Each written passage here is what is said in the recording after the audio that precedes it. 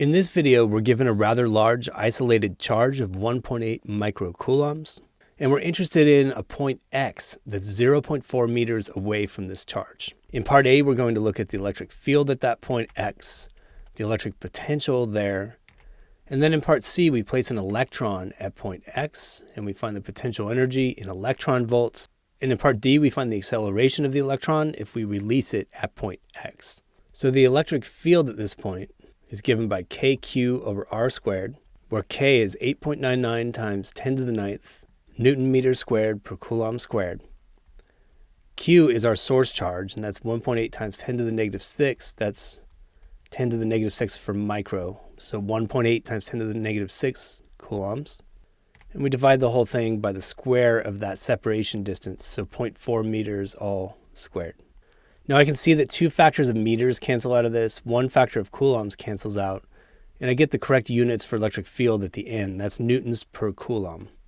When I run the numbers on this, I get 1.01 times 10 to the 5th newtons per coulomb. In part B, we're asked for the electric potential at point X, and that's given by kq over r, and the units here are going to come out in volts. And the number that I get here is 4.05 times 10 to the 4th volts. Now it's common to use an SI prefix to simplify an answer like this. I could change this to 40.5 times 10 to the 3rd volts. In other words, 40.5 kilovolts. And this is another reminder of how big a coulomb is. I have 1.8 micro-Coulombs of charge concentrated at this point. We're measuring the potential 40 centimeters away, and it turns out to be more than 40,000 volts. In part C, we want the potential energy if an electron is placed at point X. And we want to express our answer in electron volts. And there's a short way to do this problem. If I place an electron at a potential of 40.5 kilovolts, that's going to produce a negative potential energy because I have unlike charges. And it's an electron sitting at a known voltage, so I can immediately say what the potential energy is. It's going to be negative 40.5 kiloelectron volts. Now we can also start from scratch, and we're going to use the original formula that we got for the potential energy between 2 point charges. That's kq1, q2 over r. And I have to plug in the charge on the electron in there. That's 1.6 times 10 to the negative 19. And remember that that carries a minus sign. So with unlike charges, I end up with a negative potential energy. So I'm just going to put that out in front. And we're dividing by the separation distance of 0.4 meters. And when I run these numbers, I get negative 6.47 times 10 to the negative 15 joules. And then if I convert to electron volts, I should arrive at the same answer that I got using the shortcut. So there's 1.6 times 10 to the negative 19 joules for every electron volt. And I get 4.04 times 10 to the 4th EV, or I could write it as 40.4 times 10 to the 3rd EV. In other words, 40.4 kiloelectron volts. So we get the same answer.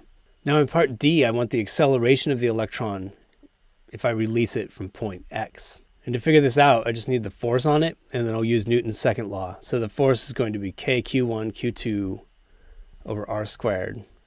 And when I run the numbers on this, I get 1.62 times 10 to the negative 14 newtons.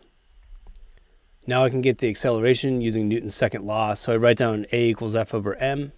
We take that 1.62 times 10 to the negative 14 newtons, and we divide by the mass of the electron, which is 9.11 times 10 to the negative 31 kilograms. And when I run the numbers on this, I get 1.78 times 10 to the 16 meters per second squared. Now the last thing I want to do in this problem is just clarify what the directionality is for the electric field and the electric force. The questions were a bit ambiguous because I asked for the electric field, and then when I solved the question, I just got the magnitude of the electric field.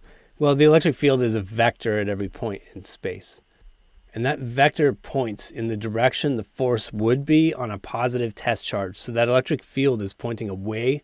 Then the electric force on a negative charge would be the opposite direction. In other words, that's my attractive force on this electron pointing toward the positive charge. Electric potential and electric potential energy, those are scalar quantities, so I don't have to worry about clarifying anything there. And we're done with the problem. If you enjoyed this video, or at least found it useful, check out another one by clicking one of the links on the left. or click the Zach's Lab logo on the right to explore dozens of physics and math playlists. As always, you can leave your questions, comments, and requests in the comments section below, and I'll get back to you within 24 hours. Thanks for watching Zach's Lab, and best of luck on your math and physics journey.